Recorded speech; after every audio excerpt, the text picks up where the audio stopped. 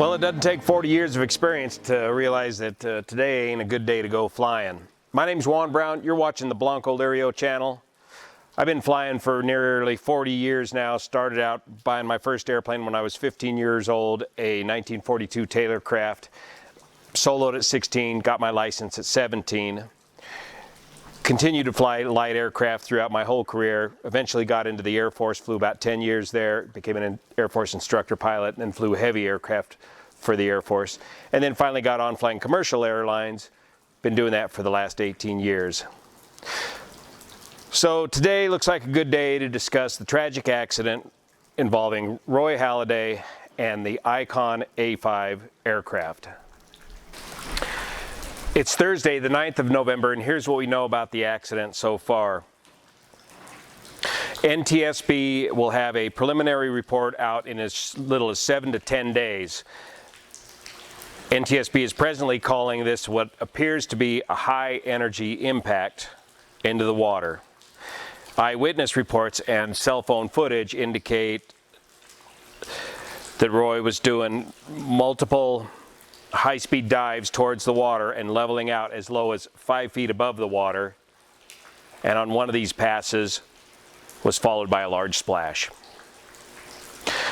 Roy was not allowed to fly while he was in professional baseball, so as soon as he retired from professional baseball, he proceeded to get his flying ratings, his pilot's license. His dad was a pilot.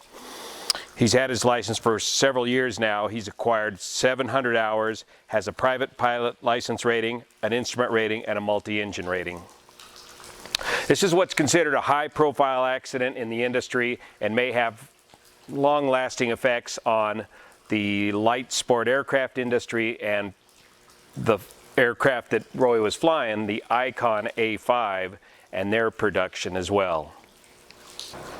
We're going to get answers to this accident pretty quick because of a couple of factors. One, we have eyewitness accounts. We have cell phone footage accounts, so I don't think they got footage of the actual impact. And also, unusually, most light aircraft are not equipped with black boxes per se, flight recording devices. However, the Icon A5 that Roy was flying was equipped with some telemetry or flight recording devices, and the NTSB is looking at that data and information. Typically, that kind of technology is not available to small light aircraft, but in this case it is. Roy was one of the first customers to receive a production A5 aircraft from Icon, and there was a video out on YouTube showing Roy promoting the aircraft and the company as one of the first purchasers, and also showing his wife's initial reluctance as to the idea of buying this aircraft. That video has since been removed from YouTube. Icon Aircraft was formed in 2006 by Kirk Hawkins and Steen Strand. Kirk is a former F-16 pilot and 757 pilot at American Airlines. The company spent over $85 million in 10 years in developing the Icon A5 amphibious aircraft. It's a certified aircraft, FAA certified aircraft. It is not an experimental aircraft. But because of the weight of the A5, it's fallen under a category of SLSA, Special Light Sport Aircraft Certification. So that allows the A5 a maximum takeoff gross weight of 1,680 pounds, some 300 pounds over the standard light sport category aircraft. Initially, over 1,800 deposits were made to purchase this aircraft, and after a couple of price hikes and some contractual disagreements, the number of deposits is currently somewhere around over 1,200. These deposits cost $5,000 to get in line for a production aircraft, and if you decide to pull your deposit, you owe the company $500. Of all those deposits, 22 aircraft to date have been delivered. Production issues started, I believe production was initially going to be produced by Cirrus Aircraft, and then Icon decided to bring the production in-house to Vacaville, and then this last year production was put on hold and the entire production facility moved to Tijuana, Mexico, and in 2018 Icon was to produce 200 aircraft. Pricing for the aircraft started out at a fairly appealing $189,000, quickly jumped up to $257,000, and the latest 2018 pricing for a fully equipped Icon A5 is as much as $389,000. Out of the 22 aircraft, there have been 3 crashes, all during this year, 2017, and now 3 fatalities. The first crash was a hard landing in Miami, busted the hull.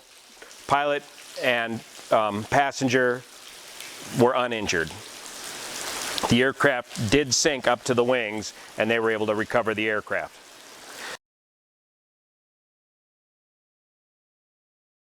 The second crash, the fatal crash that took the lead test pilot's life, John Carco, and the director of engineering, Kagri Sever,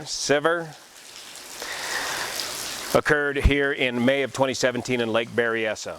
According to the NTSB report, pilot's failure to maintain clearance from terrain while flying at low altitude. Lake Berryessa is pretty much their test and running facility. If you go on the website for Icon aircraft, you'll see a very impressive video display of 2 Icon aircraft flying in very close formation and very low altitude. Not exactly something for the inexperienced pilot to be even attempting.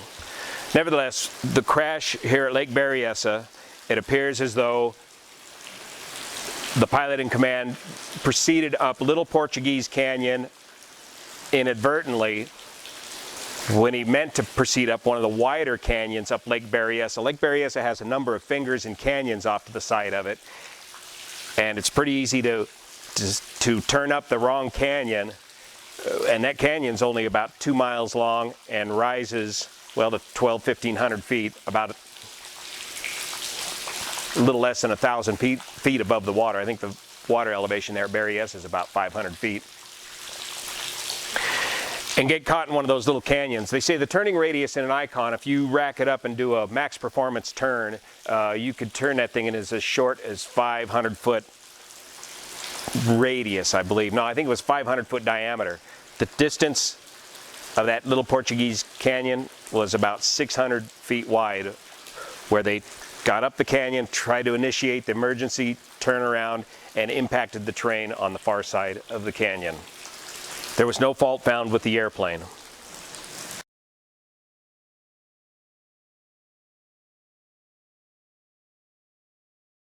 And now we have Roy's accident just a couple days ago.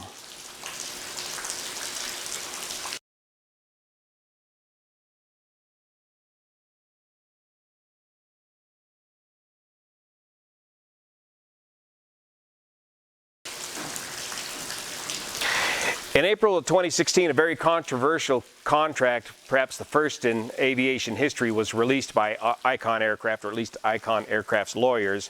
Some 40-page PDF contract that stipulated a number of things. I'll post a link to it here, including a time limit, life expectancy of the aircraft, very tight restrictions as to the resale of the aircraft. In other words, the new owner has to agree to the same terms of this same contract. Additional fees and penalties to be paid when you transfer aircraft ownership. A very rigid training and maintenance program of the aircraft. It was almost as if you were renting the aircraft from Icon rather than purchasing it. That controversy went back and forth. The contract they lightened up a little bit on the contract verbiage. But one of the important parts of that contract was that it required that all Icon aircraft that are going out have to have flight recording data equipment on it.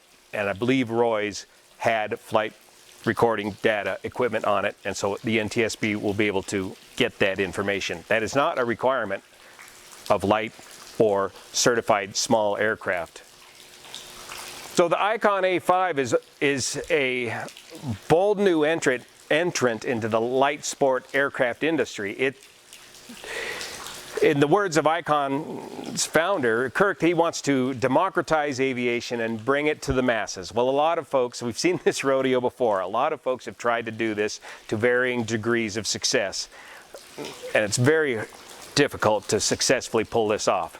A couple of the neat design features of the Icon aircraft is it's very much an automotive approach to the way the aircraft instrumentation is displayed to the pilot. When you look in the cockpit of the Icon A5, you see two big gauges where in your car would typically be a tach and a speedometer. In the Icon, it's an airspeed indicator and an altimeter, two big round gauges. But more importantly, on top of those two round gauges is an AOA, Angle-of-Attack Indicator. This is the kind of technology that we only typically had in the military for high-speed fighter-type aircraft. An angle-of-attack indicator is a great way to distill a whole bunch of information and produce a wonderful display showing you how close you are to actually stalling the aircraft. The A5 has also got built into it fantastic aerodynamics to make it virtually spin and stall proof. In other words, the aircraft will achieve a buffet and will not snap or spin or roll over. Instead, it will just set up a rather high rate of descent, upwards of 900 to 1,000 feet per minute in a fully stalled condition. So the Icon A5 has a lot of great new features to bring to the aviation market, but the Icon marketing, super slick marketing in a social media environment might be their very undoing. They're promoting they're calling it something like a jet ski with wings. As Roy pointed out, he says, it feels like a fighter jet flying low over the water. Well, Roy's never flown a fighter jet before, but nevertheless, you're marketing an adventure machine to primarily a marketplace to people that are not pilots.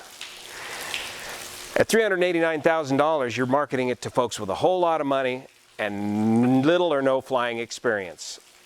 As an LSA or SLSA aircraft, that means that you can fly this thing with a recreational light sport aircraft license. In other words, you can get into one of these things now for as little as 20 hours of flying instruction. Very, very dangerous combination to be putting low-time pilots in, not necessarily high-performance aircraft, but encouraging them to fly formation, low-level, some of the most advanced things you can do in an airplane with your slick marketing routine. So will Icon aircraft survive this latest high-profile crash? We don't know. Regardless, the design will go forward. Whether Icon makes it or not, somebody will pick up this idea, this concept. It may very well be some people from within the company. They'll pick it up and run with this. They'll learn from these mistakes, hopefully be able to design a lower cost version. One of the complaints about Icon is perhaps you're trying to do too much for too many people. The aircraft is it's a little bit heavy. It's 100 horsepower, Rotax 912 powered. That's the same horsepower as the mighty Luscombe, but it weighs almost 1,000 pounds. The Luscombe only weighs about 750 pounds. But besides being a little heavy and possibly impractical, more of a toy than a reasonable airplane to go somewhere in, it's got a lot of other neat features, like it's an amphibious aircraft. You can take it off land or water. It's got retractable gear. The wings fold on it, not in flight. No, the wings fold so that you can trailer the aircraft and tow it to your garage, avoiding hangar fees. And it's got a ballistic recovery parachute system to recover the entire aircraft, given you have enough altitude to deploy it. And a lot of neat automotive style technology and looks that are going to appeal to the non-pilot. But aviation requires a higher degree of diligence than any other form of recreation out there today. And marketing a product as a jet ski with wings to a non-flying public is a bit disingenuous in my opinion. So stay tuned, we'll find out what happens with the NTSB accident investigation and the Roy Halladay accident regarding the A5 Icon aircraft, and see what kind of impacts this possibly has on the industry. And this is a typical pattern with aviation. It's these fits and starts that usually change dramatically after a major high-profile accident such as this. See you here.